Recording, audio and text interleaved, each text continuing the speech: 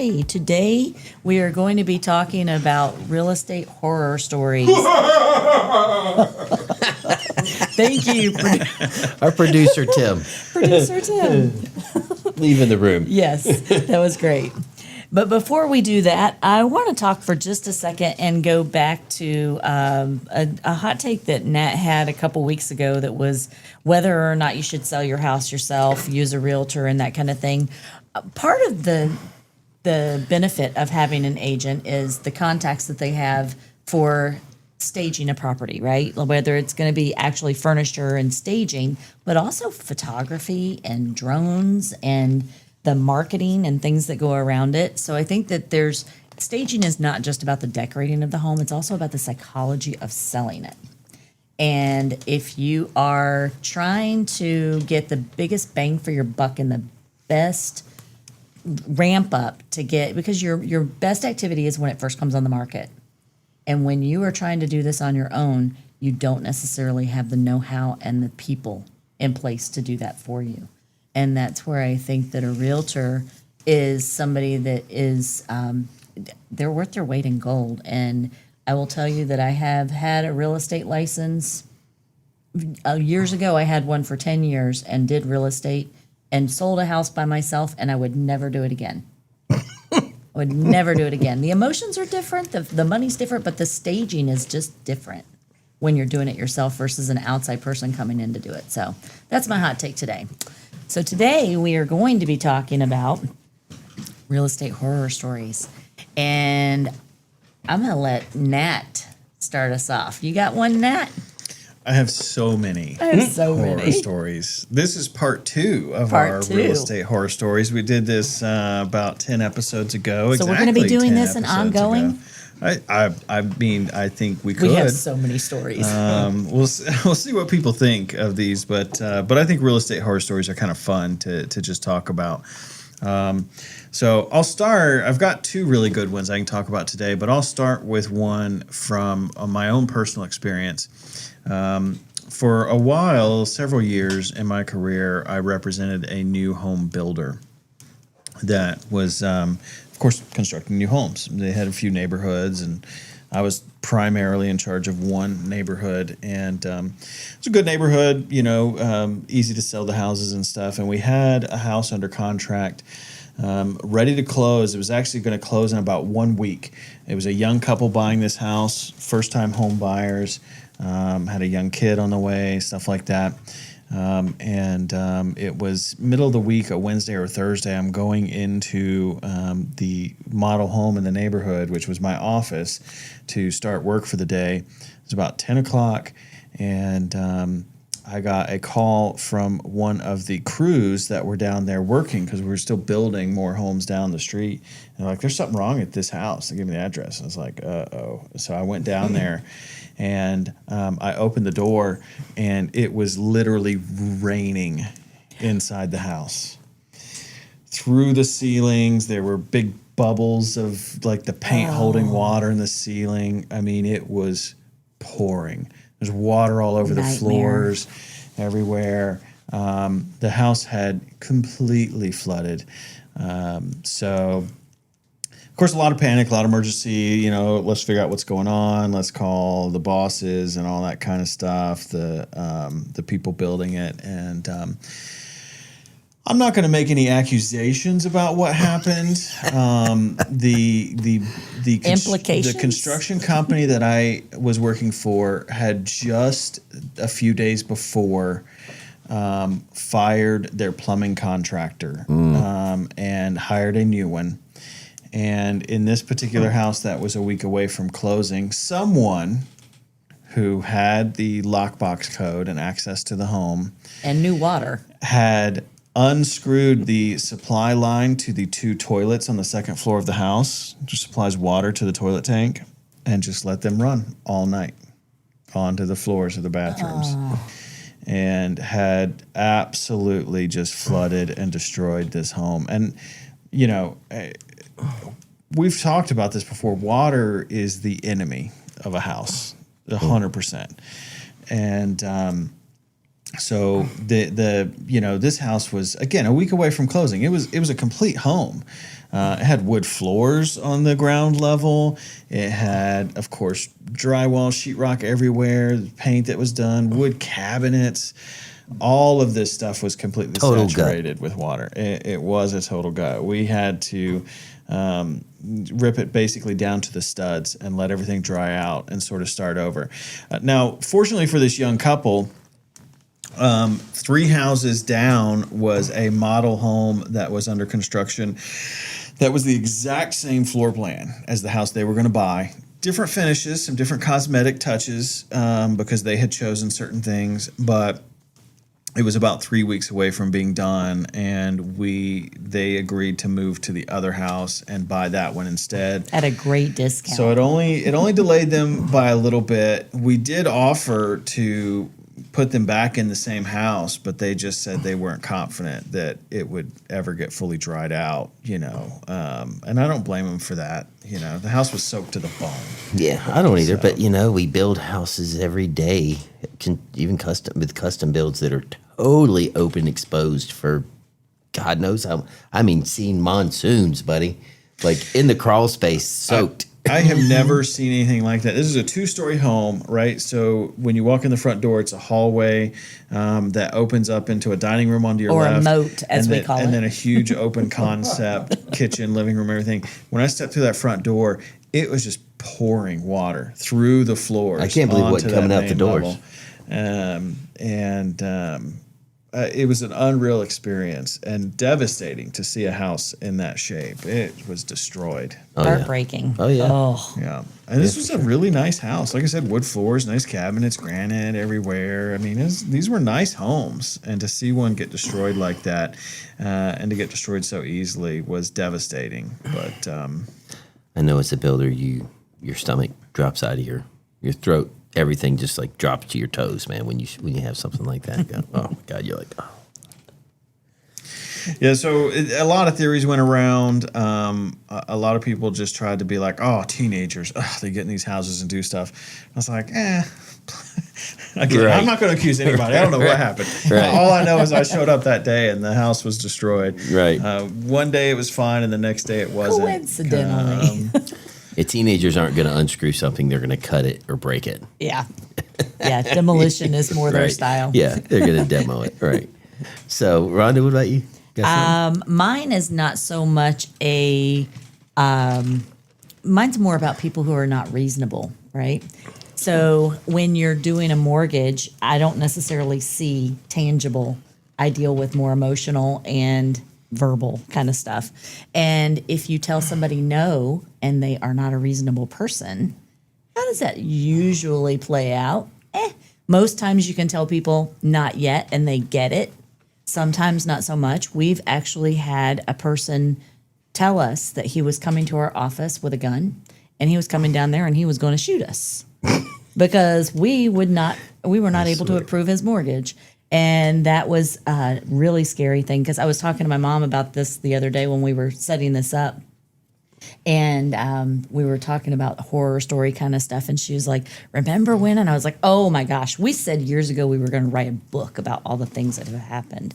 But that was one of them. And then another, thankfully, the guy did not come down to the office, but we were all on pins and needles. And then there was another lady that we had said not yet to. And she, for 2 weeks, I swear every single day, came into the office and she would not leave. And she wanted us to say yes. And she thought that her walking in and insisting was going to change our minds every single day. So for us as a team, it was a horror story for us because it was like one of those things that just was like, she will not. We wound up having to work from home because we had to do that for at least a week to make her stop coming to the office. And just get it that we're not going to be here anymore. Just quit coming. So, Yeah, people are just unreasonable. Yeah. And will take it out in different ways. Whether it's a horror story, like we don't know that this is what happened with the plumbing, but we'll go with that. Or is it an action that they're going to take that's just like menacing in your face? Mm-hmm. So we had that happen a couple times. Yeah, horror stories, man. I mean, it can be so many different things. I mean, from Nat's perspective and mine, and as far as like houses and stuff going awry, and then customers too. So I see them both. I see both of those spectrums.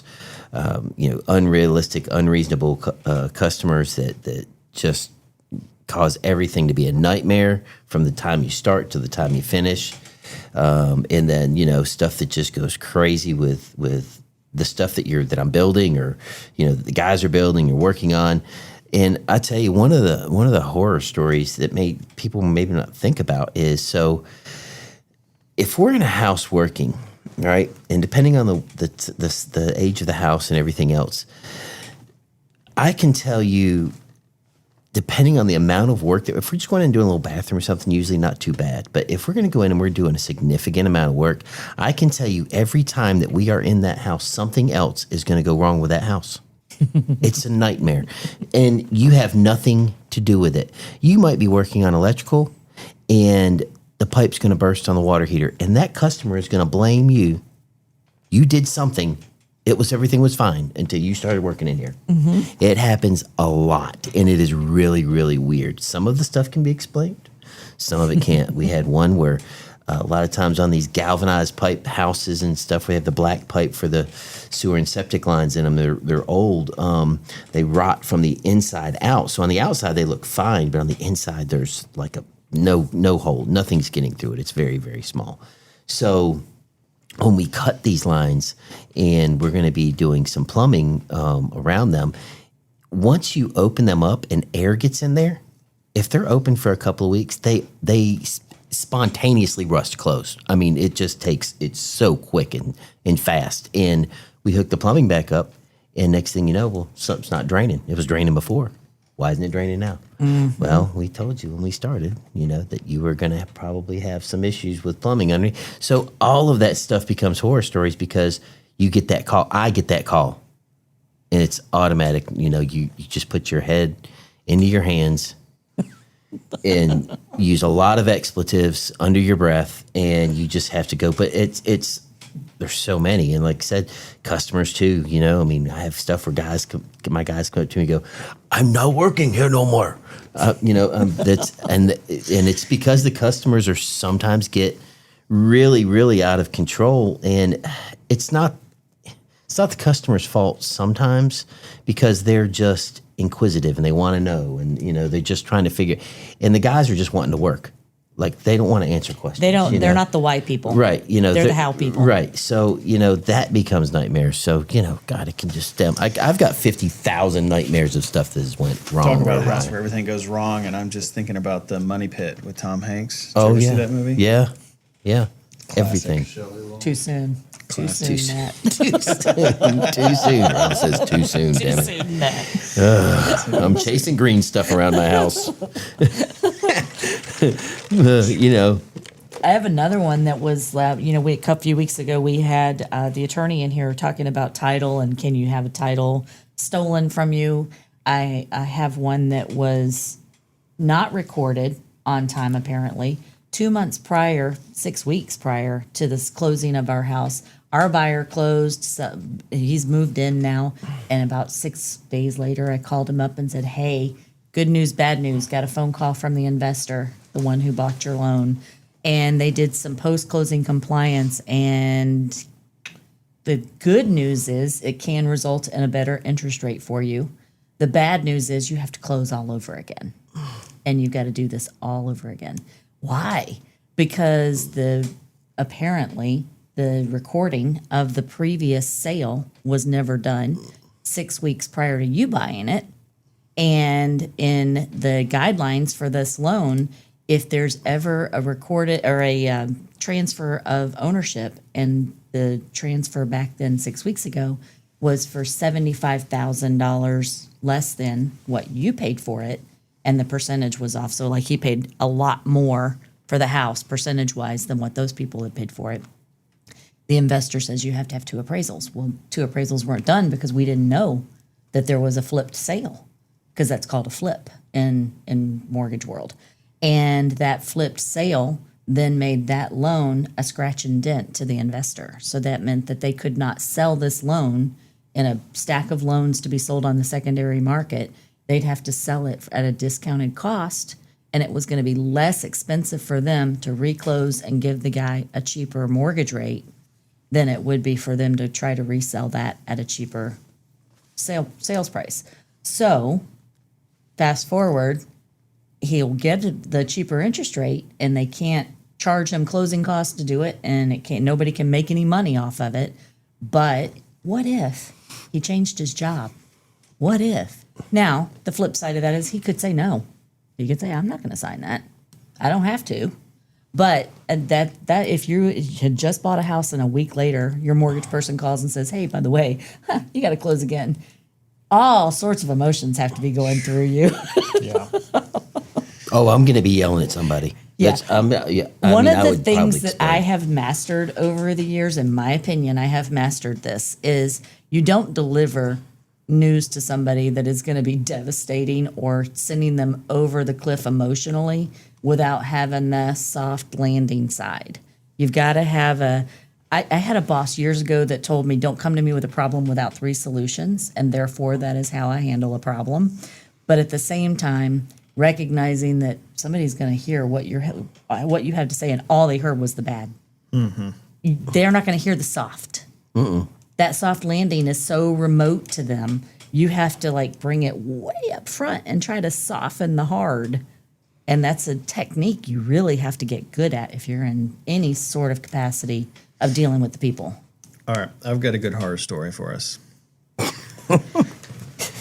This is not from my personal experience, but this is a real story that happened. So I want to set the tone a little bit. Okay, I want you guys to imagine Twilight this Zone? with me a little bit. Imagine this. Imagine you have your family, okay, your spouse, significant other, kids, whatever. You've worked hard. You've got a new job in a wonderful Midwest area of the United States of America. Midwest. And you get to shop for your dream home, finally, after all the years of work and building up your career. So you get to shop for this dream home. You shop around. You find an idyllic neighborhood, golf course community, beautiful homes, upscale, above average for your area.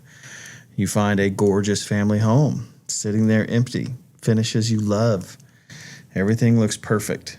Faces out over the golf course, beautiful views, driving through the neighborhood, neighbors all wave. Everything's just perfect about this setting and about this house. So you put it under contract. Inspection goes fine. Loan goes fine, right? Everything's on track to buy this beautiful, beautiful home. This happened back in 06, 07, about 20 years ago. There's a life-sucking creature that lives there. It's dementing the minds of everybody. The only thing odd about the entire process of buying this home that is otherwise perfect is on your final walkthrough right before closing, you notice in the chandelier in the dining room, the little hanging thing over the dining room table, a little spider web in there. It's like, oh, I wasn't there the other day. Oh, well, the house is empty. It hasn't been Spiders cleaned. are fast. So who cares? Whatever. Other than that, this place is perfect. Close on the house. Move in. My guess is close, isn't it? not That was so weird. Anyways, go ahead. Move into the house. Start living there. Now there's people living in this house. There haven't been people living in this house for just a little while. A couple days after you move in, find a dead spider. And you think about the chandelier and the spider web. And you're like, there's another dead spider. Oh, well, the house has been empty for a while. It is what it is. Next day, you find another spider. This one's alive, a little bit bigger. And you start finding more spiders. These are the actual reports from the person who bought this house. One time, one came down from the ceiling in the shower and got caught in the shower spray and ran down the drain. They found 3 in their kids' closets. They started finding them in kitchen cabinets and drawers. They quickly identified these were brown recluse spiders. Holy smokes. Which are extremely poisonous. They called an exterminator. we've got spiders. We're finding them everywhere. Come fix the house. Exterminator goes through, treats the whole house. You're good to go. They kept finding more spiders. They started reporting them coming out of the vents in the ceiling, out from behind smoke detectors. Everywhere you look, more spiders. They called a new exterminator. New exterminator comes out to the house, treats the whole house. You're good to go, guys. It's great. Nope, kept finding them. So had 2 professional exterminators out of the house. Those exterminators couldn't do it. They decide that they don't feel safe in this house anymore with these extremely poisonous spiders. So they vacate the house. It turns into a massive lawsuit against the previous owners of the home because they think this is an unreported pre-existing issue. In the court case, which happened in 2008, they had an expert, pest control expert, come in after spending a lot of time measuring in the house. He estimated that there were somewhere between 5,000 and 6,000 brown recluse spiders nesting in this home. My anxiety just went off the charts. Mighty, I'd be flipping out. Spiders were literally coming out of ceilings, My vents, Apple Watch is telling me to breathe. walls, closets. They couldn't kill them all after spending thousands and thousands and thousands of dollars in pest treatment. They won a lawsuit against the previous owners, but the previous owners just declared bankruptcy. This was a house that 20 years ago cost $450,000. 20 years ago was the value of this house. A very nice home. So it just got infested. The last thing that I saw in the news related to this house was that they just walked away, bank foreclosed, bank owned it, and in 2011 somebody tried to tent it, like completely tent it and bomb it. And the people were tenting it said, look, nothing will be alive in this house after we're done. We promise that. And I guess after that, it ended up being okay. I don't think I would have ever bought that house, ever. Hell if you no. offered me that house today, I would not buy that house 20 years later. But yeah, that's somebody who That's crazy. who bought 20 years ago, $450. That's more than $1 million house today. Oh, God, yeah. Easy. Yeah. On Triple a that. golf course community, beautiful, gorgeous home, absolutely infested with some of the deadliest spiders that live in North America. No, thank you. Just crawling out all over the place. Nope. Spiders and snakes. That's my real estate horror story. God. Top that. No. Yeah. Okay, I got some real or fake. That's crazy. That's giving me. I freaking hate spiders. I know, right? I got a snake one. No. Oh, yeah. No. Oh, yeah. You got 1 minute. Well, we'll save it for the next horror Save story. it for the next one. So, real or fake? Flash right, like lightning round. Somebody bought a house with a goat living in the attic. Real. That has happened. A buyer found an entire swimming pool buried in the backyard. Oh, real. Real. Of course. Contractor found newspapers from 1918 inside the walls. Real. Real. Probably pretty common. We used to insulate A with it. snake colony was living under the crawl space. Real. Real. Someone forgot to remove $200,000 worth of cash hidden in the attic. Real. Real. Yeah, I know. Wouldn't that be cool? That would be awesome. I need to go to my attic right now. And on that Check it note, so join us next week. That was really good. I like these stories. I'm glad we are going to start to try to put those in a little Yeah, bit this more. is part 2 of Real Estate Horror Stories. If you want to hear more, backtrack and listen to part 1 if you haven't of Real Which Estate was Horror what, Stories. number 10 you said? 10. That was episode 10. Okay. Was part 1 of Real Estate Horror Stories. And this if you was thought number this was 20. fun. So Yeah. maybe we'll do this on the 10th episode. Maybe every We'll 10 just- episodes. We're is a just going to horror call story. it Doing It on the 10s. Doing it on the 10s, The scary There's a 10s. reason we don't let Jason name episodes. Probably. Doing it on the 10s. So join us next week when we're talking about building a new home Dun, dun, dun, for dun. number 21. And on that note, good chat. Good chat.